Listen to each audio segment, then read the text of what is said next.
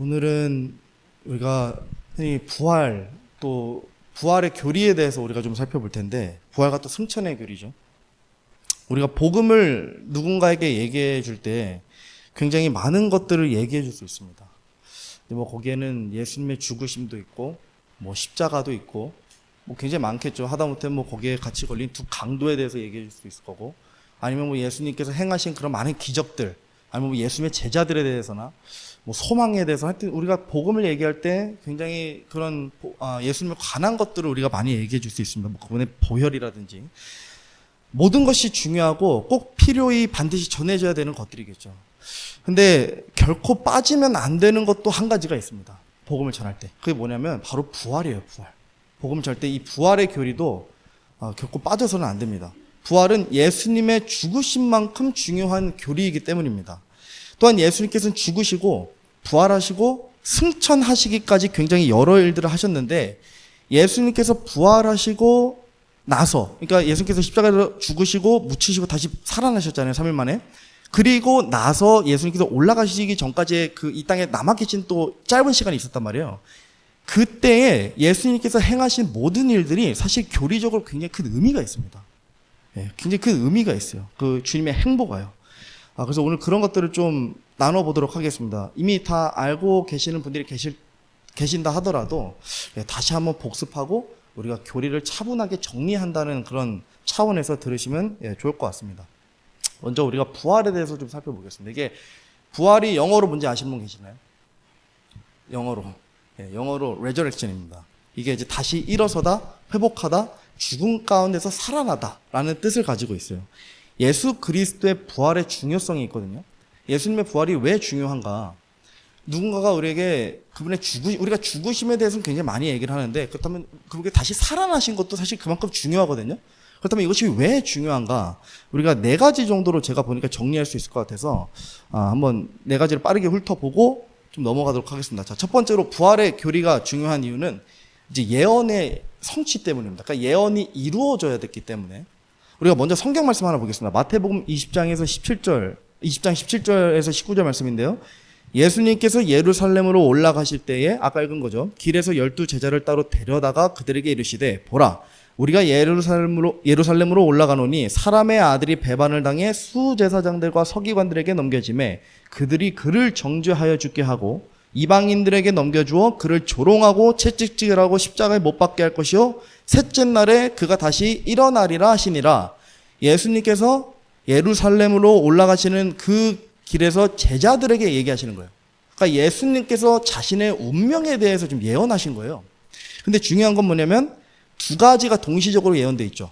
하나는 예수님의 죽음이고 또 하나가 있어요. 그것은 예수님의 부활이에요. 그러니까 죽음과 부활을 동시적으로 예언하신 거예요. 근데 오늘날 기성교회들은 이 영혼에 대해서 중요성만 강조하다, 영혼 육의 어떤 그런 죽음에 대해서만 강조하다 보니까 예수님께서 다시 부활하시는 거에 대한 교리를 놓치는 경우가 굉장히 많이 있어요. 이게 중요성에 대해서. 그래서 부활은 단순히 상징적인 게 아닙니다. 상징적인 것이 아니라 분명하게 사실적으로 또 전해지고 또 그렇게 드러나야 하는 교리라는 겁니다. 자, 그래서 이 예언이 또 성취가 된 대목이 있죠. 마태복음 28장 5절에서 7절 말씀입니다. 천사가 여자들에게 응답하여 이르되 너희는 두려워하지 말라. 십자가에 못 박히신 예수님을 너희가 찾는 줄 내가 아노라. 그분은 친히 말씀하신 대로 일어나셨으므로 여기 계시지 아니하리라. 와서 주께서 누우셨던 곳을 보라.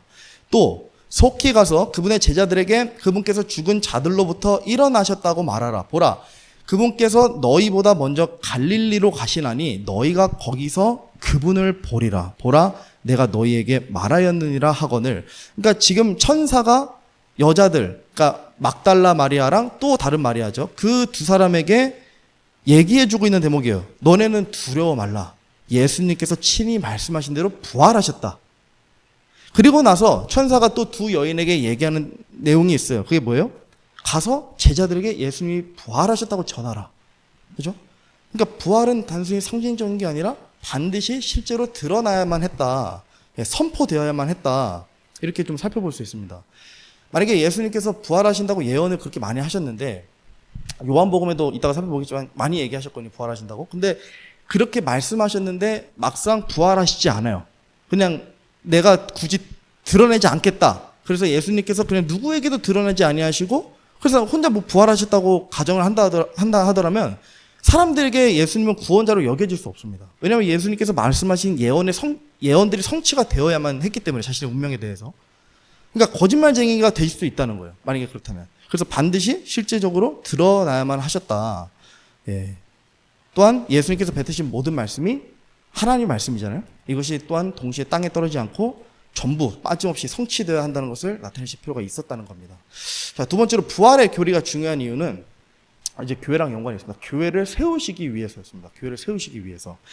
자, 예수님께서 부활하심으로 자신을 믿는 사람들, 그러니까 그리스도 자신의 백성들을 그리스도인에게 스스로 대제사장이 되시고 중보자가 되시고 변호자가 되시고 교회의 머리가 되셨습니다. 그리스도의 죽음으로 모든 인류가 지옥에서 천국으로 갈 수 있는 선물을 받게 됐어요. 다만 이 선물을 받을지 말지는 개인의 믿음이에요. 개인의 믿음. 내가 이 선물을 받을 수도 있고 받지 않을 수도 있고. 다만 이 선물 받게 되면 이제 구원을 얻게 되는 것이고, 이 선물 받지 않으면 이제 구원을 못 받고 지옥에 가게 되는 것입니다. 자, 그리고 여기서 끝나는 것이 아니라 그리스도께서 자신을 믿은 성도들, 그러니까 교회들을 위해서 부활하심과 승천하심까지 반드시 이루셨어야 돼요. 부활과 승천은 교회가 형성되는 것에도 굉장히 중요한 연관이 있다는 겁니다. 그렇게 예수를 믿고 따르는 그리스도인들에게는 삼위일체 하나님 중에 한 분이신 성령님께서 내주하심으로 교회가 형성되기 때문에, 자, 요한복음 14장 16절에서 20절 말씀인데 화면이 띄어놨습니다. 내가 아버지께 구할 터인즉 그분께서 다른 위로자를 너희에게 주사 그분께서 영원토록 너희와 함께 거하게 하시리니, 이거 성령님이시죠. 위로자. 곧 진리의 영이시라. 세상은 그분을 받아들이지 못하나니 이는 세상이 그분을 보지도 못하고 알지도 못하기 때문이라. 그러나 너희는 그분을 아나니 이는 그분께서 너희와 함께 거하시며 또 너희 속에 계실 것이기 때문이라. 그러니까 예수님께서 떠나셔도 성령님께서 오신다는 거예요. 위로자께서, 중보자께서, 이 진리의 영께서. 근데 세상은 이분을 보지도 못하고 알지도 못한대요. 근데 너희는, 그러니까 구원받은 사람들은 이 분을 알 수 있어서, 왜요? 이분이 우리와 함께 거하고 또 우리 안에 계시기 때문에, 교회 안에. 굉장히 큰 특권입니다. 여러분들은 다 이분을 알고 계신 거예요. 세상 사람들과 다르게. 놀라운 특권이에요, 이게. 자, 18절이에요. 내가 너희를 위로 없이 버려두지 아니하고 너희에게로 오리라. 자, 이 말씀하신 건 뭐냐면 제자들이잖아요. 지금 이 듣는 대상들이. 제자들은 위로자가 필요했어요. 그러니까 핍박받는 이 유대인들에게 위로자가 필요했고 메시아가 필요했는데, 그런 위로자께서 떠나신다고 하니까 예수님께서 친히 제자들에게 말씀하신 거예요. 내가 너희를 이 땅에서 위로해 줬지만 내가 떠나더라도 너네를 위로 없이 내버려 두지 않고 위로자께서 오신다. 영원히 너희와 함께하는 그 위로자께서 오신다. 19절입니다. 조금 있으면 세상은 다시 나를 보지 못하되 너희는 나를 보리니 내가 살아있으므로 너희도 살리라. 그 날에는 내가 내 아버지 안에, 너희가 내 안에, 내가 너희 안에 있음을 너희가 알리라. 이 위로자로 인해서 교회가 형성되게끔 하신 거예요. 이 위로자 덕분에 교회가 형성되는 겁니다. 자, 요한복음 16장 7절. 예수님께서 또한 이렇게 말씀하셨어요. 그럼에도 불구하고 내가 너희에게 진실을 말하노니 내가 떠나가는 것이 너희에게 유익하니라. 내가 떠나가지 아니하면 위로자께서 너희에게 오지 아니하시리라. 그러나 내가 떠나면 내가 그분을 너희에게 보내리니. 그러니까 원리적으로 성령님께서 그러니까 이 땅에서 교회가 형성되려면 성령님의 내주 사역이 있어야 돼요. 근데 성령님의 내주 사역은 어떻게 이루어질 수 있냐? 예수님이 승천을 하셔야만 돼요. 떠나셔야 돼요, 제자들을.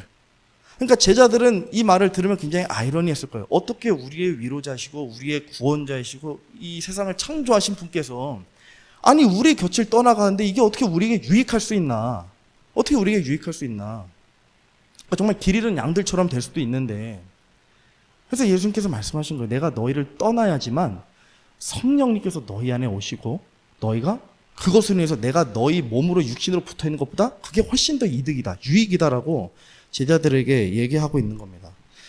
제자들뿐만 아니라 우리도 성령님의 교통하심과 성령님의 인도하심에 따라 우리가 어떻게 살아야 하나님의 기쁨을 성취하고 어떻게 살아야 하나님의 뜻에 합당한 삶을 살아갈 수 있는가에 대해서 깨닫게 될 수 있다는 겁니다. 성령님의 내주 사역으로 인해서. 그래서 성령님의 내주 사역이 우리에게 당연히 유익한 거예요. 제자들은 예수님 곁에 있어야만 올바르게 보고 낄 수 있는데, 예수님께서 잠깐이라도 제자를 떠나시면 어떻게 됐어요? 그들이 잠들어 버려요. 잠시라도 깨어있지 못했어요. 근데 예수님이 육신으로 붙어있지 않고 떠난다 하더라도 성령님께서 오시면 이들은 영원히 깨어있을 수 있는 삶을 살 수 있는 거예요. 예수님께서 그때 내 안에 계시기 때문에.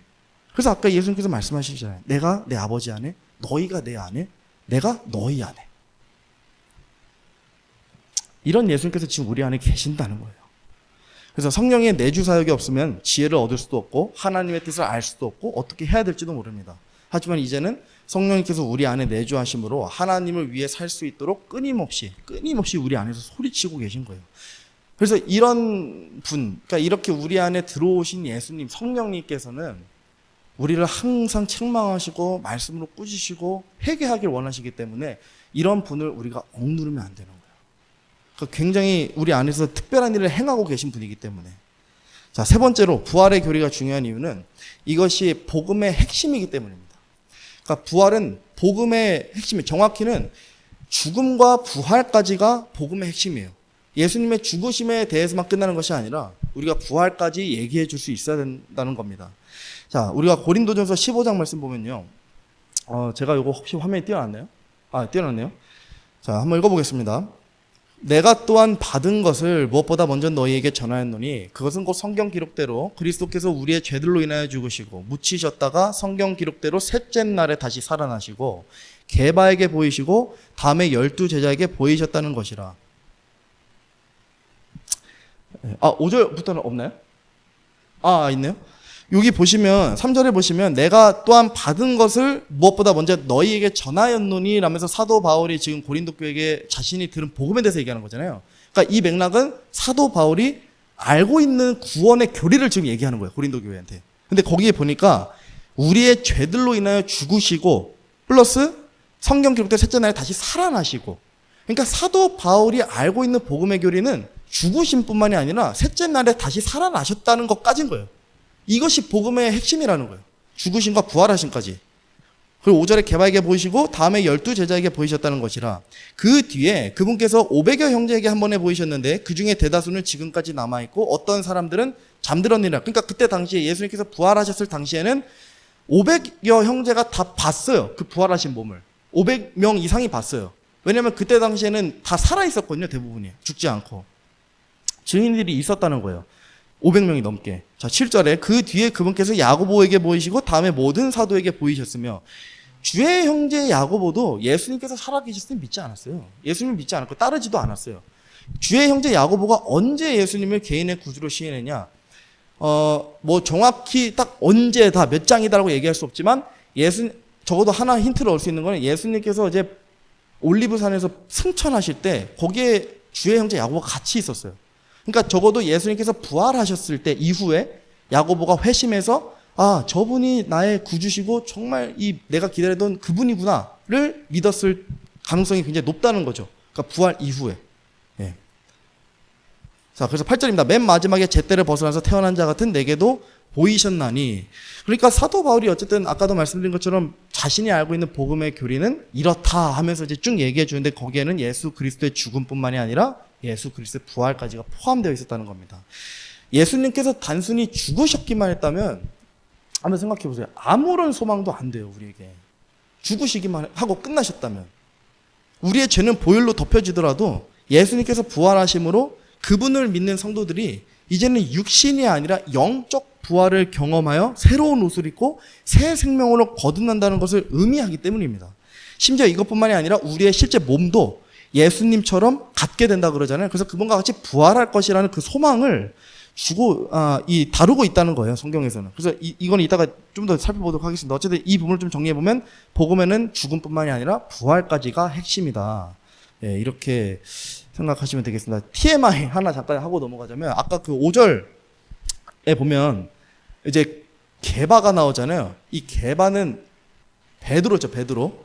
게바는 베드로인데 그리고 12제자가 나오잖아요. 12제자. 그죠? 12제자에게 보이셨다는 것이니라. 근데 사실 조금 생각하면 12제자가 될 수 없잖아요. 왜냐면 여기에 이제 가룟 유다가 일단 없잖아요.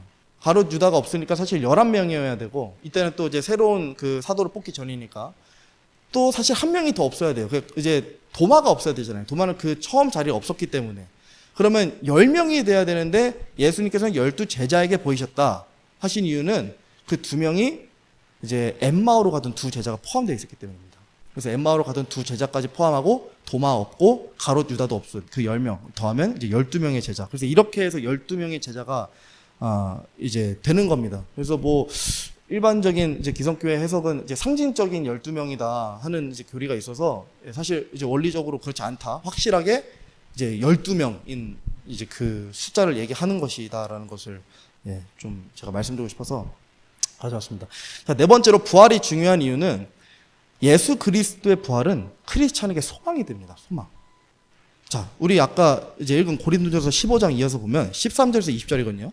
만일 죽은 자들의 부활이 없으면 그리스도께서 일어나지 아니하셨느니라.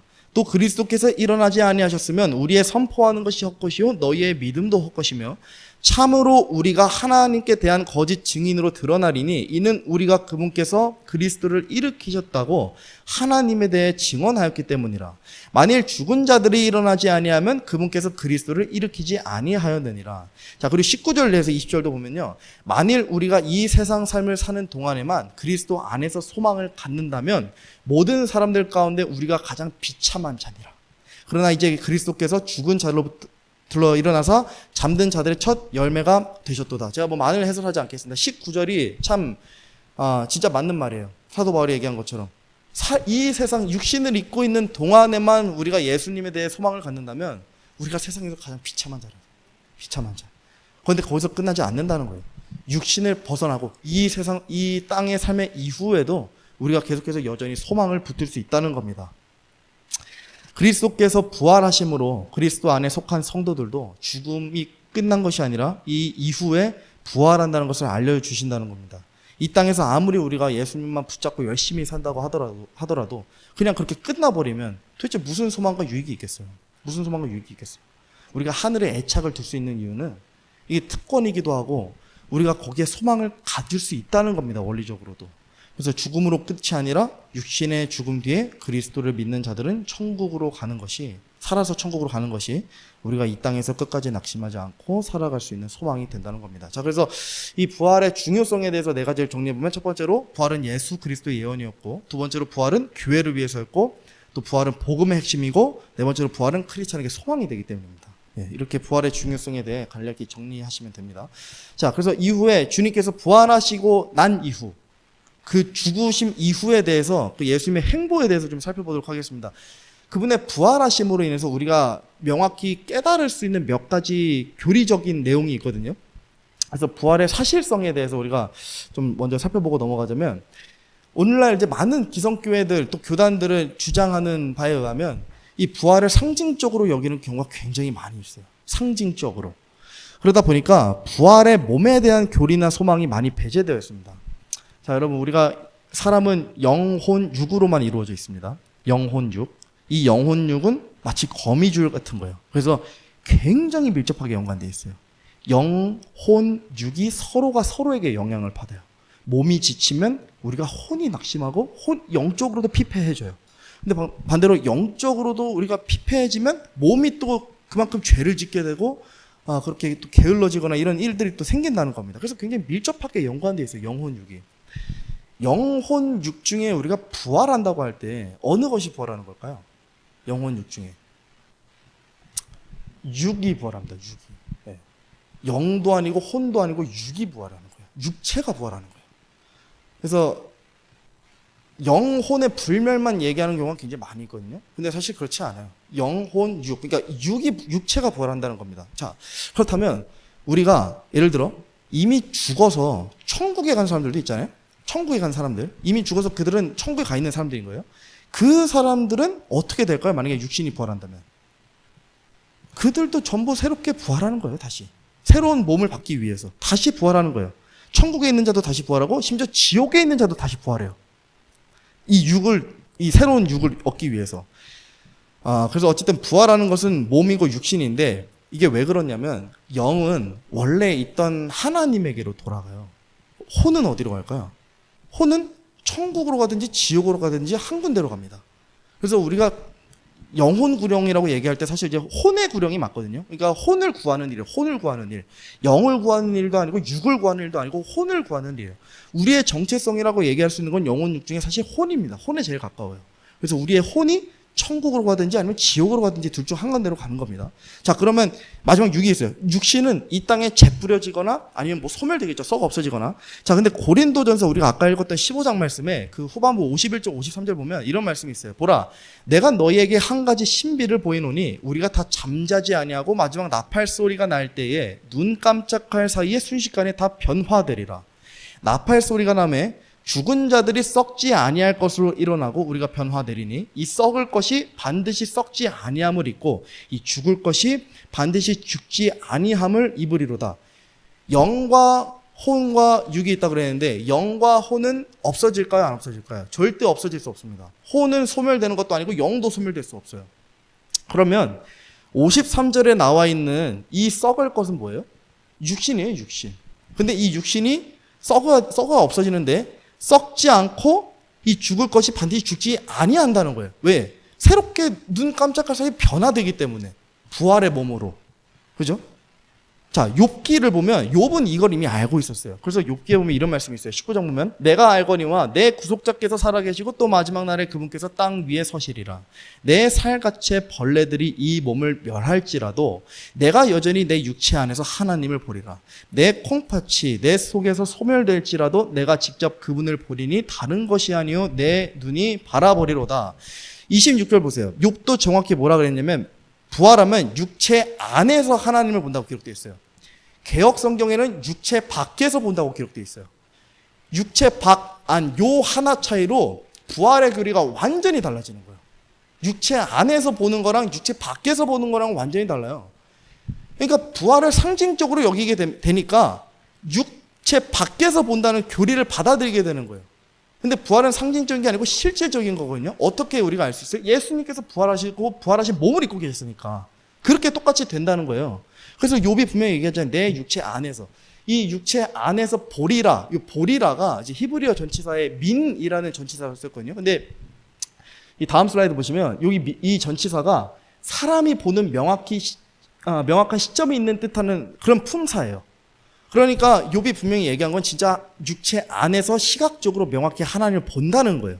그러니까 하나님에 대한 형상을 본다기보다 어쨌든 하나님의 어떤 그런 그분의 어떤 존재하심을 본다는 거겠죠. 근데 육체 밖에서가 아니라 육체 안에서. 네. 그래서 이 욥은 부활한 상태에서 육신을 다시 입고 명확히 눈으로 하나님을 볼 것을 소망하고 있었다는 거예요. 사도행전에 보면 사도 바울이 다윗을 기록하여 다윗의 시편 기록을 인용해서 육체의 부활을 얘기한 대목이 있어요. 자, 보세요. 29절입니다. 사람들아, 형제들아, 내가 족장 다윗에 대하여 거리낌 없이 너에게 말하노니 그는 죽어서 붙였고 그의 돌무덤은 이날까지 우리와 함께 있도다. 그런즉 그는 대언자이므로 하나님께서 이미 자기에게 서약으로 맹세하사 육체에 따라 자기 허리의 열매에서 그리스도를 일으켜서 자기 왕좌에 앉히실 것을 알았고 또 이것을 미리 보았으므로 그리스도의 부활에 대하여 말하기를 그의 혼이 지옥에서 남겨지지 아니하였고 그의 육체도 썩음을 보지 아니하였느니라. 그의 육체가 예수님의 육체도 혼뿐만이 아니라 육체도 썩음을 보기 전에 영화로운 몸으로 변화했다는 것을 다윗이 이미 알고 있었다는 거예요. 예언했다는 거예요. 시편에서. 그래서 이렇게 썩지 않고 영화로운 몸으로 변모하신 예수님의 몸처럼 성경 기록에 따르면 우리도 그와 같이 그분과 같이 될 것이라고 예언되어 있습니다. 자, 요한에게 이제 하나님께서 또 이 요한계시록을 이 기록하게 하시려고 환상 계시를 보여주셨잖아요. 근데 그러니까 요한계시록 볼 때 항상 이걸 기억하셔야 돼요. 요한이 먼 미래를 먼저 본 거예요. 먼 미래를 먼저 눈으로 보고 이제 기록한 책이 요한계시록이잖아요. 요한계시록 21장 4절 보시면 또 하나님께서 그들의 눈에서 모든 눈물을 씻어 주시리라. 다시는 사망이 없고 슬픔도 울부짖음도 없으며 또 아픔도 다시는 없으리니 이는 이전 것들이 지나갔기 때문이라 하더라. 물리적이지 않은 영이나 혼은 눈물을 흘릴 수가 없습니다. 눈물을 흘린다는 그런 기관이나 어떤 그런 형체로 존재하지 않습니다. 눈물을 흘릴 수 있는 거는 육신밖에 없어요. 육신밖에. 그러니까 부활한 성도들이 육체를 입고 천국에 들어간다는 것을 알 수 있다는 거예요. 이거 이제 새하늘과 새 땅이잖아요. 육체를 입고 새하늘과 새 땅을 들어간다. 눈물을 흘릴 수 있는 기관을 가지고 육체밖에 없습니다. 요한계시록 21장 17절입니다. 또 그가 그 도시의 성벽을 측량하매 사람의 치수 곧 그 천사의 치수에 따라 144 큐빗이더라. 제가 알기로 1큐빗이 이제 그 성인 남자 기준으로 이제 팔꿈치부터 손끝이었나? 그게 제가 알기로 1큐빗인데, 어쨌든 이 사람의 치수가 등장해요. 사람의 치수로 새 예루살렘 성 그 벽을, 성벽의 치수를 측량했다는 겁니다. 그러니까 영혼도 마찬가지로 물리적으로 존재하지 않기 때문에 치수라는 개념이 없어요. 크기라는 개념을 잴 수가 없어요. 그러니까 이 사람의 치수라는 거는 요한이 진짜 보니까 먼저 봤다 그랬잖아요, 제가.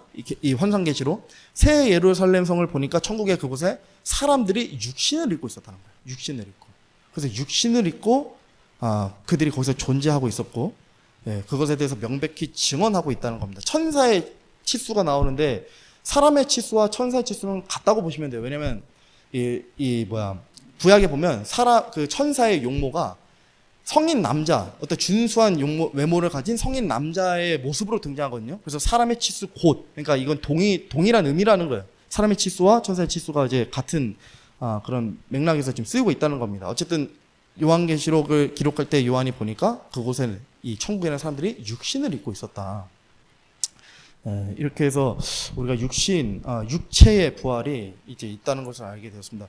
그래서 죽음을 두려워할 필요가 없어요. 제가 물론 막상 죽음에 처해지면, 죽을 위기에 처해지면 굉장히 두렵겠지만, 제가 이거 설교를 준비하다가 느낀 게 뭐냐면, 죽음, 사망이라는 거는 물리적인 것과 물리적이지 않은 것이 그냥 분리되는 수단이구나. 그냥 그렇게 생각이 들더라고요. 그러니까 우리가 어쨌든 죽어서도 죽지 아니한다 그러잖아요. 그리고 우리가 이 육체마저도 나중에는 부활을 하니까, 그러면 진짜 이 사망이라는 것은 단순히 사람들은 굉장히 두렵게 여기지만 일반 세상 사람들은 그렇게 두려워할 필요도 없겠구나. 왜냐하면 물리적인 것과 물리적이지 않은 것이 그냥 구분되는 순간이기 때문에. 그래서 사람은 오직 비물질적인, 비물리적인, 그러니까 혼이 지옥에 가는 것만 두려워하면 되겠구나라는 생각이 좀 들었습니다. 그래서 모든 사람은 부활은 필수적으로 거칩니다. 이미 죽어서 천국에 가 있는 사람들도 다시 부활해요. 다시 부활해야 돼요. 그래서 하나님께서 그들에게 새로운 부활의 영광스러운 몸을 주시고, 이미 죽어서 지옥에 간 사람들도 반드시 부활합니다. 근데 지옥에 가 있는 자들이 부활하는 이유는 뭐냐면 그들에게 다시 세컨 찬스, 그러니까 두 번째 기회가 주어지는 것이 아니라 우리가 아는 그 백보자 심판, 그러니까 영원한 불호수에 땅땅땅 예수님께서 그 심판하시는 그 심판대에 서기 위해서 이제 그들이 부활을 합니다. 그래서 성경에는 제가 오늘은 가져오지 않았지만 이제 저기 어디였죠? 다니엘서 보면 거기서도 의로운 자의 부활과 사악한 자의 부활이 있어요. 그래서 의로운 부활과 정죄의 부활이 있어요. 그래서 의로운 부활은 구원받은 자들이 이제 새로운 부활한 그 영광스러운 몸을 입기 위해서 부활하는 그 부활이 있고, 정죄의 부활은 지옥에 간 자들이 다시 한번 영원한 불호수에 처해지기 전에 그 백보자 심판에 서기 위한 부활이 있다는 것을 또 성경에서 이미 알려주고 있다는 겁니다. 자, 그래서 이렇게 몸이 부활한다는 것을 알게 되었습니다. 그렇다면 우리가 궁금할 수 있어요. 그 몸은 어떤 몸인가? 그러니까 지금같이 이런 몸인가? 우리가 부활을 영원히 살 몸인데 그 몸은 어떠한 몸인가? 그래서 이 부분에 있어서도 우리가 예수님의 부활하심으로 인해서 알 수 있는 몇 가지 사실이 있습니다. 여러 개를 보려고 했는데 우리가 시간 관계상 제가 생각했을 때 제일 중요한 이제 한 가지만 좀 보면 될 것 같습니다. 예수 그리스도의 새로운 부활의 몸으로 알 수 있는데, 예수님께서는 이제 온 인류 최초로, 그러니까 이 세상에서 최초로 부활의 몸을 입으신 분이에요. 그러니까 세상에 전무후무한 최초의 부활의 몸이 등장하게 된 계기가 예수님인 거예요. 예수님께서 처음으로 부활의 몸을 입으셨다는 거예요. 물론 나사로를 얘기할 수도 있지만 사실 나사로는 부활의 몸을 입은 게 아닙니다. 그냥 그 잠자던 육신이 다시 한번 예수님께서 살리셔서 소생되어서 그냥 회복한 것뿐이지 부활의 몸을 입은 것은 아닙니다. 그래서 아까 읽은 구절에서 봤지만 예수 그리스도께서 잠든 자들의 첫 열매가 되셨다고 했고, 그래서 이 땅에 최초의 부활한 몸이 이제 나타나게 된 겁니다. 구약 이제 그 레위기를 보면 유대인의 7명절 아시죠? 유대인의 7명절은 이제 앞으로 다가올 것들, 그러니까 미래에 다가올 것들의 어떤 그런 예언적으로 주어진 모형들인데, 그 중에 이제 초실절이 있어요. 그래서 유월절, 무교절, 초실절이 있는데, 그 초실절이 그날에 수확한 농부들이 수확한 첫 열매의 단을 이제 하나님께 바치는 거거든요. 첫 열매의 단을. 그래서 그것의 상징이 그것이 예수 그리스도의 부활의 상징이라는 겁니다. 초실절이. 그래서 예수님께서는 초실절에 또 이제 부활하셨고, 6월절부터 3일 뒤니까 또 그것의 예언의 또 성취를 이루셨다는 겁니다. 그래서 다시는 영원히 죽지 않는 영원한 몸을 가지고 부활하셨어요.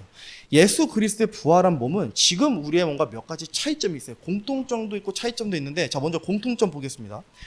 일단 생김새가 똑같았어요. 예수님께서 부활하신 몸은 부활하시기 전에 가지고 계셨던 십자가의 상처들도 심지어 그대로 가지고 계셨거든요. 요한복음 20장 20절 보세요. 그분께서 이렇게 말씀하시고 자기의 두 손과 자기의 옆구리를 그들에게 보이시니 그제야 제자들이 주를 보고 반가워하더라. 그러니까 예수님께서 부활하시고 나서 제자들에게 자신의 몸을 보이셨는데, 제자들이 예수님을 보고 반가워했다 그러잖아요. 그러니까 예수님을 알아본 거예요. 그러니까 완전 생뚱맞은 그런 모습으로 변모하신 게 아니라는 겁니다. 심지어 신체의 장기도 가지고 계셨던 것 같아요. 장기도. 물론 그 장기가 정말 진짜 이 오장육부인가에 대해서는 예수님의 몸을 해부해보진 않아서 알 수 없지만, 조금 추측해 볼 수 있는 대목이 뭐냐면, 예수님께서 이제 엠마오로 가던 그 두 제자를 만났잖아요. 그래서 그 두 제자가 예수님인 줄 모르고 처음에 이제 어떤 데 머물러서 예수님께서 심지어 그들과 함께 식사하시려고 빵을 떼세요. 빵을 이제 나눠주시거든요. 그리고 나서 그 두 제자가 예수님을 보고 예수님인 줄 알고서 예수님이 그 제자가 갑자기 없어지세요. 사라지세요. 그러니까 빵을 뭔가 드시려고 하셨다는 거. 또 심지어는 제자들을 만난 그 누가복음에 보면 거기에는 예수님의 제자들이 예수님께 생선과 벌집을 드려요. 근데 예수님께서 그것을 받아서 잡수세요. 그러니까 잡수신다고 정확히 나오거든요. 그러니까 뭔가 음식을 섭취할 수 있는 그런 기관이 있는 것이 아닐까. 그죠? 예, 그래서 그런 대목을 또 힌트를 좀 얻을 수 있다는 겁니다. 그래서 부활해서 변모한 몸이라고 하더라도 음식을 먹고 물을 마실 수 있는 기관은 그대로 있었다는 것을 알 수 있습니다. 많은 견해가 있지만 예전에도 한 그런 좀 논쟁을 제가 봤었거든요. 그러니까 우리가 부활하면, 우리가 몸이 부활하는 거 오케이. 그러면 우리가 천국에 가서 이 몸을 가지고 그럼 올라갈 텐데, 그러면 육체의 즐거움을 누릴 수 있는가 없는가. 그러니까 예를 들어 먹고 마시는 거에 대해서도 즐거움이 있잖아요. 맛있는 음식을 먹고 맛있는 것을 마시는 것은 하나님께서 사람에게 주신 또 하나의 이제 특권 같은 거예요. 이 육체의 자유에 따라서. 그렇다면 과연 천국에서도 우리가 그런 것들을 똑같이 누리게 되는가? 그렇다면 그것이 또 탐욕으로 번질 수도 있고, 아니면 탐심으로 번질 수도 있는데, 과연 그런 것들에 대해서 하나님께서 어떻게 해결하려고 하시는가? 이런 논쟁들을 좀 한번 본 적이 있습니다. 근데 모르겠어요. 어쨌든 그곳엔 죄도 없고 어떠한 사악한 것도 없는 것이기 때문에 먹고 마실 수 있다 하더라도 그게 정말 필요한가? 라는 생각이 좀 들기는 합니다. 왜냐하면 그곳에서는 먹고 그러니까 어쨌든 영원한 몸이고 늙지도 않고 약해지도 않는 몸인데 굳이 음식을 먹어서 에너지를 회복하고 그래야 되나? 그러니까 예수님께서도 마찬가지예요. 생선하고 벌집을 드셨는데 이게 정말 그들과 함께 뭔가 위로해주고 격려해 주시기 위해서 식사 자리에 함께 하신 것이지, 정말 예수님께서 이 부활하셨으니까 기력을 회복하고 이 쇠한 몸을 다시 강하게 만들려고 드신 것은 아닐 것이다. 저는 이렇게 생각을 합니다. 먹고 마시는 게 가능하다 하더라도. 어쨌든 좀 더 초월적인 몸일 거잖아요, 그때는. 그래서 여기서 또 차이점을 그래서 볼 수 있어요. 우리의 몸과 부활의 몸의 차이점.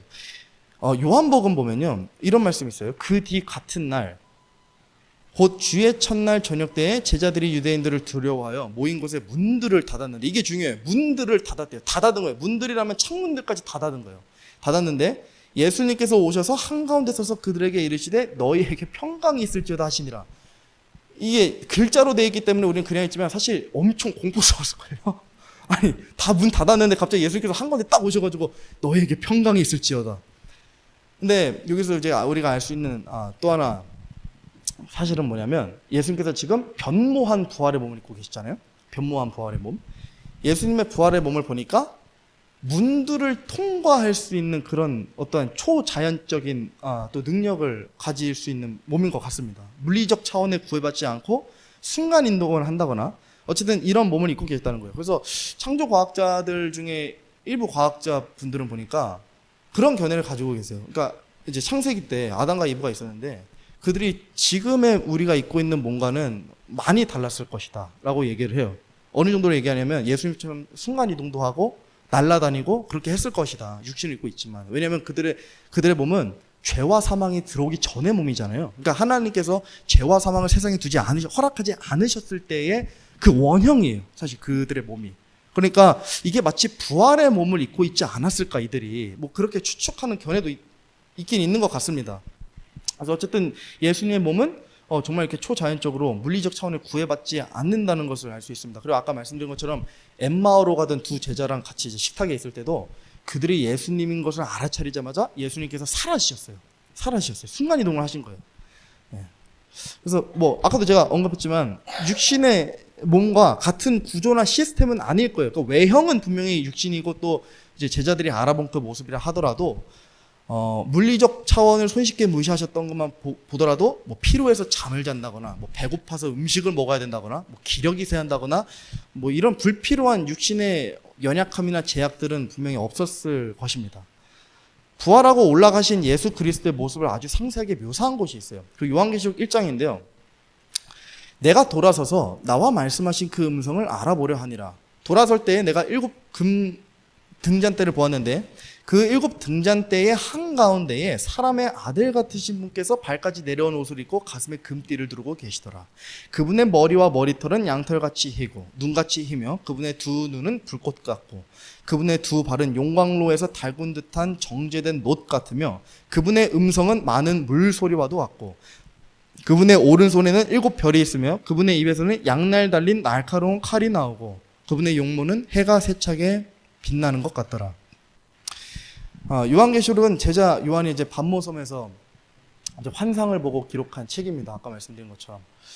근데 이제 이제 요한계시록이 요한이 이제 환상을 볼 때 자기에게 말씀하신 음성이 있어서 그걸 돌아보는 순간 이제 이 모습을 보게 된 거예요. 예수님의 용모를. 근데 그 용모를 자세히 보니까 저분은 내가 그렇게 가장 사랑하던 그분인데 내가 수십 년 전에 함께 몸을 부대끼고 같이 그분의 사역에 함께 했던 그 기적을 행하시던 그 나의 구원자이신 분인데 하면서 그죠? 13절에 그래서 사람의 아들 같으신 분께서 라고 하잖아요. 그러니까 요한이 이제 정확히 알아본 거예요. 예수님의 용모가 내가 알았던 그분의 용모와 같다는 것을. 가든가 같은 외형이었다는 겁니다. 그래서 십자가에서 죽으시기 전에 예수님의 외형과 부활하고 새 몸을 입은 예수님의 외형과 환상으로 본 먼 미래의 예수 그리스도의 외형이 비슷하거나 거의 같다는 것을 알 수 있습니다. 그래서 조금 싫으시더라도 우리의 변모한 몸도 부활한 몸도 아마 비슷할 거예요.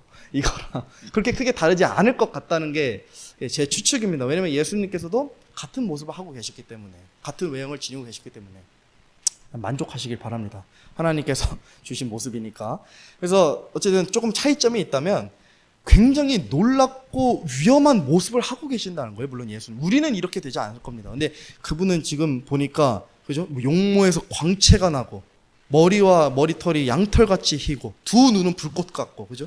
용광로에서 달군 듯한 그런 두 발을 가지고 계시고 음성은 또 맑은 물소리와도 같고 이게 참 제가 정말 보고 싶은 모습입니다. 이 예수님의 모습이. 네.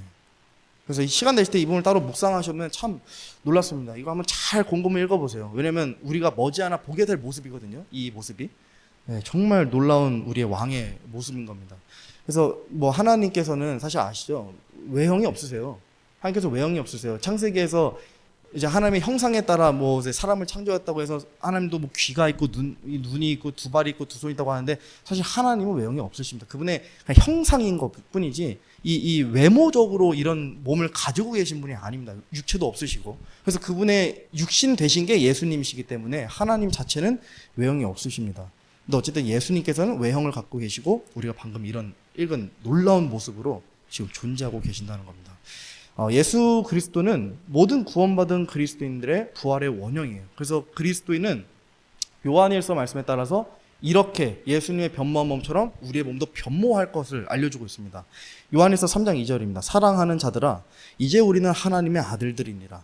우리가 앞으로 어떻게 될지는 아직 나타나지 아니하였으되 그분께서 나타나시면 우리가 그분과 같게 될 줄 아노니 이는 우리가 그분을 지금 계시는 그대로 볼 것이기 때문이라. 예수님이 승천하시고 난 이후에 요한이 기록한 거잖아요. 그러니까 지금 이 구절에서 말하는 요한이 말하는 것은 그분께서 나타나실 때는 언제인가? 바로 공중강림하실 그때라는 거예요. 자신의 신부들을 데리러 오시는 때이고 우리의 몸이 하나님의 영광에 이르는 그 날이고, 그래서 그 날에는 우리가 순결하게 되고 새로운 언어를 받게 됩니다. 심지어 새로운 언어, 그리고 죄가 없게 돼요. 그래서 우리도 예수님처럼 부활한 새 몸을 입게 될 것이라는 겁니다. 주님이 십자가에서 죽으신 지 3일 만에 부활하셨어요. 그래서 몇 일 후에 승천하셨을까요?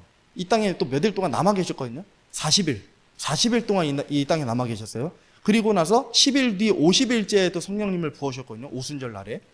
그래서 이렇게 성령을 받은 성도들은 하나같이 주님의 부활에 대해서 증언하기 시작했어요. 심지어 아까 이제 그 예수님의 그 부활한 몸 처음에 본 500여 명의 형제, 그 형제들도 다 증인들이에요. 그래서 역사적으로도 예수님의 부활이 거짓이 될 수가 없는 게 500여 명 이상이 단체로 환각에 걸려야 돼요. 이게 만약에 거짓이라면. 근데 역사적으로 또 앞으로도 마찬가지고 그런 사례가 없다고 합니다. 500여 명이 넘게 같은 환상을 보고 같은 꿈을 꾸고 같은 환각 증세에 시달리는 기록이 없대요.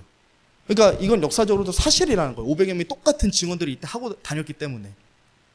그리고 심지어 예수님의 제자들 중 대부분이 다 목숨까지 바쳐가면서 죽었잖아요. 잔인하게. 왜 그랬겠어요? 예수님의 부활하신 걸 봤으니까. 이분이 정말 구원자이시고 이분이 정말 이 세상을 창조하신 하나님의 아들이시다. 이걸 두 눈으로 목격했기 때문에 그렇게 할 수밖에 없었어요. 우리도 마찬가지예요. 예수님께서 정말 이렇게 죽으시고 묻히시고 부활하신 것까지 다 봤으면, 심지어 제자들을 승천하신 것까지 다 봤잖아요. 그럼 결코 우리도 이렇게 살 수 없을 거예요. 제가 확신합니다. 이렇게 살 수 없을 거예요. 지금보다 더 정말 피 흘리기까지 제자들과 같은 마음으로 정말 순교를, 우리의 목숨을 불살지르면서까지 그렇게 살 것이라는 것을 전 또 확신하고 있습니다. 그래서 우리가 마지막으로 우리가 승천에 대해서 좀 간략히 살펴보겠습니다. 많은 것을 다루지는 않겠습니다. 승천에 대해서는. 근데 핵심적인 것만 좀 나눠보면요. 승천이라는 단어는 우선 성경에 등장할까요? 등장하지 않을까요? 등장하지 않습니다. 성경에 등장하지 않지만 이 원리가 성경에는 등장을 해요. 그러니까 예수님께서는 하늘로 오른다는 의미로 이제 이런 것을 많이 얘기를 하셨고, 또 이 승천이라는 단어가 성경에 나오진 않지만 삼위일체처럼 이 의미가 등장하기 때문에 신학적 용어로 사용되고 있어요. 자, 요한복음만 보더라도 이 예수님께서 승천에 대해서 예언하신 게 많이 나와요. 자, 제가 한번 쭉 읽어보겠습니다. 그때 예수님께서 그들에게 이르시되 내가 너희와 함께 조금 더 있다가 그 뒤에 나를 보내신 분에게로 돌아가리라. 그러면 너희가 사람의 아들이 이전에 있던 곳으로 올라가는 것을 보면 어떻게 하려느냐. 또 요한복음 20장 17절입니다. 예수님께서 그녀에게 이르시되 내게 손을 대지 말라. 내가 아직 내 아버지께로 올라가지 아니하였노라. 다만 내 형제들에게 가서 그들에게 이르되 내가 내 아버지 곧 너희 아버지 내 하나님 곧 너희 하나님께로 올라간다 하라 하시니, 승천 또한 그래서 증인이 있었다는 것. 증인이 있었습니다. 증인이 있다는 것은 굉장히 이거는 놀라운 거예요. 그러니까 이게 이제 사실적이고 실제적이라는 거거든요. 증인이 있었다는 건 이제 프로시저가 있었다는 거예요. 그러니까 과정이 있었다는 거예요. 장소, 현상, 증인, 약속이 있었어요. 승천에도. 자, 누가복음 24장 49절에서 53절 보면요. 예수님께서 승천하실 때 명확한 장소가 등장해요. 보라, 내가 내 아버지의 약속하신 것을 너희에게 보내려니와 너희는 높은 곳으로부터 오는 권능을 입을 때까지 예루살렘시에 머물라 하시니라. 50절입니다. 그분께서 그들을 데리고 베다니까지 나가사 손을 들어 그들을 축복하시더라. 아까 이 49절 보니까 우리 아까 살펴봤던 거죠. 초반에 성령님을 보낼 테니까 그때까지 어디에 있으라? 예루살렘에 머물라. 그러니까 성령을 받기 전까지 머물라라고 하신 겁니다. 자, 51절입니다. 그분께서 그들을 축복하실 때에 그들을 떠나 위로 올라져서 하늘로 들어가시니라. 그들이 그분께 경배하고 크게 기뻐하며 예루살렘으로 돌아가 계속해서 성전에 있으면서 하나님을 찬양하고 찬송하니라. 아멘. 50절을 보면 베다니에서 승천하신 것을 알 수 있습니다. 베다니는 또한 나사로의 동네이기도 했습니다. 이 올라가시는 과정, 이 과정이 사도행전 가서 보면 조금 더 세밀하게 기록되어 있어요. 1장 9절입니다. 이것들을 말씀하신 뒤에 그분께서 그들이 보는 동안 들려 올라가시니 구름이 그분을 받아들여 그들이 보지 못하게 하더라. 그들이 보는 동안 들려 올라가시니라고 기록되어 있어요. 그러니까 갑자기 눈앞에서 뿅 하고 사라지신 게 아니라 이 제자들이 본 거예요. 이 증인들이 본 거예요. 구름으로 들려 올라가는 그 과정에 대해서 본 거예요. 증인들이. 짧지만 올라가시는 타임이 있었다는 겁니다. 점진적으로요. 마지막으로 이제 정정, 이 정말 영영 이 땅에서 보지 못하는 순간까지도 그분은 올라가시면서 한 가지 근데 소망을 주고 가세요. 이 사람들에게. 자, 사도행전 이어서 또 10장에서 11절 보면요. 그분께서 올라가실 때에 그들이 똑바로 하늘을 바라보고 있는데 보라, 흰옷 입은 두 남자가 그들 곁에 서며 또 그들이 이르되 너희 갈릴리 사람들아, 너희가 어찌하여 서서 하늘을 바라보느냐? 너희를 떠나 하늘로 들려 올라가신 이 동일한 예수님께서는 너희가 그분께서 하늘로 들어가심을 본 그대로 오시리라 하니라. 분명한 다시 오심의 약속이에요. 자, 오늘 이렇게 좀 보니까 예수님께서 죽으신 그 예언도 성취가 되었죠. 예수님께서 부활하신 그 예언도 성취가 되었네요. 그리고 심지어 예수님께서 승천하시는 것까지, 그 예언까지도 전부 성취가 되었습니다. 하나도 빠짐없이. 자, 그러면 예수님께서 다시 오신다는 이 예언도 반드시 성취된다는 겁니다. 반드시 성취된다는 거예요. 지금 이 천사가 이들에게 얘기하잖아요. 너희가 그분께서 하늘로 들어가심을 본 그대로 너희에게 다시 오시리라. 이건 확실한 약속이에요. 재림에 대한, 다시 오심에 대한 확신의 약속입니다. 그래서 이 약속 또한 우리가 분명히 이루어진다는 것을 기억하셨으면 좋겠습니다. 머지 않았습니다. 우리가 마지막으로, 제가 이거를 원래 좀 과감하게 넘기려고 그랬는데 한 5분만 더 할애해서, 주님께서 올라가셨잖아요. 올라가시고 나서 뭘 하고 계실까요? 뭘 하고 계실까요? 그러니까 예수님께서 올라가시고 나서도 내가 어떤 것을 하시겠다고, 많은 일들을 행하시겠지만 어떤 것을 하시겠다고 말씀하신 게 있어요. 그 중에 하나는 뭐냐면 구원받은 사람들의 처소를 예비하신다는 거예요. 예비하신다. 자, 유대인의 결혼 풍습 아세요, 여러분?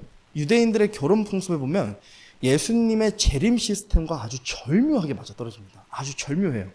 요한계시록 21장 9절 보면 이런 말씀이 있어요. 내가 신부 곧 어린 양의 아내를 너에게 보여주리라. 여기서 말하는 어린 양의 아내는 누구죠? 우리예요, 우리. 예수님의 신부. 그러니까 교회들이에요, 교회. 구원받은 그리스도인 전부. 그리고 또한 요한복음 14장에는 예수님께서 이렇게 말씀하세요. 내 아버지 집에 거할 곳이 많도다. 그렇지 않으면 내가 너희에게 말해 주었으리라. 내가 너희를 위해 처소를 예비하러 가노니 가서 너희를 위해 처소를 예비하면 내가 다시 와서 너희를 내게로 받아들여 내가 있는 곳에 거기도 너희도 있게 하리라. 그러니까 이것은 제자들에게 예수님께서 쉽게 이해할 수 있도록 비유를 말씀하신 거예요. 비유가 아니고 실제적이기도 하고. 그러니까 왜냐면 제자들이 이걸 딱 들었을 때 뭘 떠올렸냐면 유대인들의 결혼 풍습을 떠올렸어요. 예수님께서 지금 말씀하신 게 보니까 자기네들이 알고 있는 그 결혼식과 너무 동일한 거예요. 다시 오신다? 또 예비하러 가신다? 이런 표현들이. 자, 한번 제가 유대인의 결혼 풍습을 좀 설명 들어보겠습니다. 그래서 한번 들어보시면서 이 순서가 예수님의 재림 프로그램과 얼마나 절묘하게 맞아 떨어지는지를 스스로 생각해 보면서 들어보시면 좋겠습니다. 자, 먼저 이 정혼 순서와 결혼 단계가 있어요. 정혼 순서와 결혼 단계. 자, 먼저 첫째로 신랑이 아버지를 떠나 신부 아버지에게 지참금을 지불해요. 지참금을 지불을 해요. 벌써 여기서부터도 우리가 예수님의 그 구원 사역과 또 절묘한 부분을 알 수 있죠. 예수님께서도 우리를 핏값으로 대신 사셨다 그랬습니다. 대신 사셨다 그래요. 자, 두 번째로 보면 신부의 집에서 7일 동안 잔치가 열려요. 이때 남자가 여자에게 포도즙 한 잔을 따라주게 돼 있어요. 네 번째로 만약에 여자가 이것을 수락하면 정혼 언약이 성사됩니다. 근데 만약에 이것을 거절하면 정혼 언약이 성사되질 않아요. 믿으면 정혼자가 되는 것이고 믿지 않으면 정혼자가 되지 않는 겁니다. 자, 정혼이 만약에 성사가 됐어요. 정혼이 만약에 성사가 되면 신랑이 신부에게 딱 그냥 결혼식하고 데리고 가는 게 아니에요. 신랑이 신부에게 데리러 올 것을 약속하고 이 신부와 함께 거할 처소를 마련하여 다시 아버지에게 돌아가요. 아버지에게로. 예수님께서도 제자들에게 다시 오심의 약속을 하고 하나님께로 돌아간 것과도 같죠. 중요한 건 남자가 그냥 떠나지 않고 정혼에 대한 선물을 신부에게 주고 가요. 그러니까 떠나긴 떠나는데 잠깐 처소를 예비하러 그냥 가는 게 아니라 선물을 하나 주고 가요. 그리고 신부는 그 선물을 받아서 힘입어서 언제 다시 돌아올지 모르는 그 신랑을 계속 애타게 기다려요. 항상 깨어서 언제라도 이 침소를 털고 일어날 준비를 해서 이 신랑을 따라 나서겠다 하는 마음 자세로 계속 기다려요. 그 선물을 가지고. 떠올리시는 거 없으세요? 예수님께서 우리에게 성령님을 주셨잖아요. 위로자를 주셨잖아요. 이 위로자는 예수님께서 우리를 다시 데리러 오신다는 그 소망을 붙들 수 있는 이유가 되시는 분이기도 합니다. 자, 7번째. 신랑이 데리러 오는 때는 신랑도 스스로 알 수 없어요. 그러니까 신랑이 처소가 다 준비됐다 하더라도 신랑의 아버지가 허락하지 않으면 갈 수가 없습니다. 왜냐하면 결혼식 날짜는 신랑의 아버지가 정해요. 유대인들의 결혼 풍습에 따라서. 오직 신랑의 아버지만 정해요. 마찬가지로 예수님께서도 제자들에게 뭐라고 말씀하셨어요? 그 날이 아무도 모른다고 그러잖아요. 천사들도 알지 못하고 심지어 본인도 모르세요. 예수님도. 오직 하늘에 계신 내 아버지만 안다. 그렇게 말씀하셨어요. 자, 8번째. 처소 준비가 다 끝났어요. 그러면 아버지가 신랑을 신부에게 보내요. 이제 가라 하고 결혼식 날짜를 잡아요. 보통 유대인들의 결혼식은 저녁이에요. 그리고 신랑이 자기의 신부를 데려가요. 그리고 데리고 다시 신랑이 준비한 처소로 신부를 데리고 와요. 다시 데리고 와요. 그리고 신랑의 아버지 집에서 결혼식을 치르게 돼요. 그래서 이 혼인잔치는 얼마나 지속되냐? 7일 동안 지속돼요. 7일 동안. 그래서 우리도 마찬가지로 예수님께서 이제 처소 준비가 다 끝나시잖아요. 그러면 우리를 다시 데리러 오십니다. 그럼 우리는 그때 또 부활한 몸을 입고 이제 예수님과 하늘에서 어린 양의 혼인잔치에 참여해요. 이 신부로서 어린 양의 혼인잔치에 참여해요. 얼마나 참여할까요? 7년 동안 참여합니다. 7년 동안. 이제 유대인들의 결혼 풍습은 7일이지만 우리는 7년 동안 참여를 해요. 자, 그러면 7년 동안 이 땅에는 뭐가 있을까요? 우리는 올라가면 환난기가 있어요. 환난기. 그래서 한 일에, 남은 그 한 일에 동안 이 땅에는 환난기가 있고 우리는 하늘에서 한 일에 동안 7년 동안 예수님과 그 어린 양의 혼인잔치에 7년 동안 참여한다는 겁니다. 자, 그리고 나서 7일이 지났어요. 유대인들의 이제 결혼 풍습에 따라서 이제 7일이 지났어요. 그러면 마지막으로 신랑이 자신의 신부를 모든 하객들한테 공개를 해요. 7일 뒤에. 그래서 그 전까지는 아무도 못 보거든요. 7일 뒤에 만천하에 공개를 해요. 이것으로 혼인이 이제 완성되는 겁니다. 계시록 19장 14절을 보면 구원받은 이들이 고운 아마포 옷을 입는다 그래요. 이거 신부들이 입는 거죠. 이 옷을 입은 채 흰 말들을 타고 예수님과 이 땅에 다시 내려온다고 기록되어 있어요. 그래서 온 만천하의 사람들이 그제서 보는 거예요. 구원받은 자들을. 예수님과 함께 내려온 그 신부들을 보게 되는 거예요. 여러분 이거 놀랍지 않으세요? 흰 말들을 타고 아마포 옷을 입고 우리가 예수님과 함께 다시 이 땅에 내려온다는 거예요. 그곳에 우리도 반드시 있기를 소망합니다. 참 절묘하죠. 어쨌든 이 유대인의 결혼 풍습과 예수님의 그 재림 프로그램이 굉장히 절묘하게 맞아 떨어집니다. 마지막으로 이제 영적 교훈을 위해 제가 이제 몇 가지 구절 읽고 좀 마치겠습니다. 로마서와 골로새서 말씀인데요. 먼저 로마서 8장입니다. 그러나 만일 예수님을 죽은 자들로부터 일으키신 분의 영께서 너희 안에 거하시면 그리스도를 죽은 자들로부터 일으키신 분께서 너희 안에 거하시는 자신의 영을 통해 너희의 죽을 몸도 살리시리라. 복잡하게 생각하실 거 없어요. 예수님을 죽은 자들로부터 일으키신 그 영과, 그죠? 그 영과 너희 안에 거하시는 자신의 영은 같은 분이에요. 같은 분이에요. 제자들은 모두 부활의 영을 받은 것입니다. 예수님께서 부활하실 때 그 살리신 영과 우리 안에 계신 분이 같은 분이기 때문에 부활의 영을 우리도 동시에 받았다는 거예요. 우리도 모두 몸의 부활을 받기 전에 먼저 영의 부활을 경험한 사람들입니다. 깨닫고 계시겠지만 우린 이미 부활을 한번 했어요. 영적으로. 영의 부활을 경험한 것을 어떻게 확신할 수 있을까요? 자신의 삶의 목적과 가치관, 모든 삶의 방향들, 목표들 이런 것들이 한순간에 그냥 새롭게 바뀌는 거예요. 내 육신을 따라서 살던 과거의 때와 영의 부활로 인해서 내가 이제는 어떻게 해요? 하나님을 위해서, 나를 위해서 죽었다 살아나신 그 분을 위해서 살게 된다는 거예요. 썩는 몸에서 썩지 않은 몸을 부활하는 것처럼 이 영의 부활도 마찬가지입니다. 골로새서 2장입니다. 너희가 침례 안에서 그분과 함께 묻혔고 그분을 죽은 자들로부터 살리신 하나님의 활동을 믿음으로 말미암아 침례 안에서 또한 그분과 함께 예수님과 함께 일어났느니라. 그분과 함께 일어난 이유가 뭘까요? 그분과 함께 일어난 이유는 뭐냐면 육신이 아니라 영에 속한 사람으로 하나님께서 살게끔 하시려고 하는 겁니다. 영에 속한 사람으로. 육신의 열매가 아니라 영적 열매를 맺으며 살라는 거예요. 영적 열매를 맺으며 살라. 그래서 지금 우리가 어떻게 살아야 하는가, 우리가 이제 어떻게 살아야 되는가의 답변은 로마서 8장 말씀에 따라서 영적 부활을 경험한 자들이기 때문에 모든 죄들의 사면을 위해서 죽으셨다가 부활하시고 올라가신 그분을 그대로 사람들에게 증언하고 당시에 있었던 제자들이 그분의 죽으심, 부활, 승천까지 보고 목숨을 바쳐가면서까지 주님을 사랑하고 주님을 위해서 죽은 것처럼 우리도 그렇게 살아야 돼요. 여러분 존 폭스의 순교사라는 책을 혹시 읽어보신 분 계세요? 제가 책 잘 추천 안 하거든요. 저는 신앙서적에 좀 이제 회의적인 부분도 좀 있어서 많이 읽질 않아요, 신앙서적을.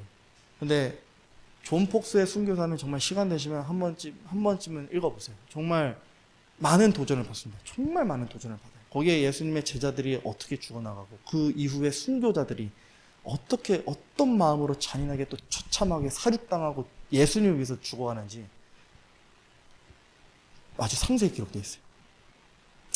지금 이때는 제가 단언하건대 어느 시대보다도 많이 혼란스럽고 어려운 때인 건 맞지만 사실 육신적으로는 어느 때보다도 편한 때예요. 누구도 종교의 탄압을 강요하지 않아요. 누구도 종교 내가 예수님을 믿습니다라고 내가 고백을 해도 누구도 잡아가지 않아요. 죽이지 않아요. 내가 예수님을 위해서 예수님께서 강요하지 않으세요. 목숨을 걸라고 강요하지 않으세요. 근데 과거의 순교자들 또 예수님을 믿는다고 했을 때 이런 부활에 대해서 내가 분명히 그분이 다시 살아나는 거 봤습니다. 올라가신 걸 봤습니다라고 증언하고 고백했던 많은 사람들은 다 처참하게 죽어나갔어요. 다 죽어나갔어요. 우리 중에 지금 만약에 나라에서 예수님의 부활이나 예수님의 승천이나 예수님의 죽으심에 대해서 얘기한다고 했을 때 나라에서 이를 죽인다고 생각해보세요. 무조건 사형에 처한다고 생각해보세요. 우리 중에 몇 명이나 할 수 있을까요? 몇 명이나. 저는 정말 그런 생각 많이 해요. 내가 과연 진짜 할 수 있을까? 말로는 믿음의 사람 하고 설교하고 그렇게 내가 참 떳떳한 것처럼 살면서 과연 내가 타임머신을 타고 과거로 돌아가서 나를 저렇게 죽이겠다고 하는 로마 병사를 앞에 두고서 내가 예수님에 대해서 담대하게 부활에 대해서 승천에 대해서 내가 선포할 수 있을까? 한번 우리가 그런 것들을 좀 되새겨 봐야 됩니다. 그래서 이번 시작되는 한 주 동안에는 이런 생각으로 좀 우리가 살아봤으면 좋겠어요. 우리는 과연 다시 오실 그분을 기다리고 그 다시 오심의 약속을 붙들며 그분이 다시 오시기를 사모하며 살아가고 있는가? 하루하루 이번 주 한 주만이라도 우리가 그렇게 하루하루를 한번 생각해 보면서 살아가셨으면 좋겠습니다. 나는 과연 그분을 다시 오실 그분을 기다리며 또 다시 오시기를 사모하면서 살아가고 있는가? 제가 기도하고 마치겠습니다. 사랑과 긍휼이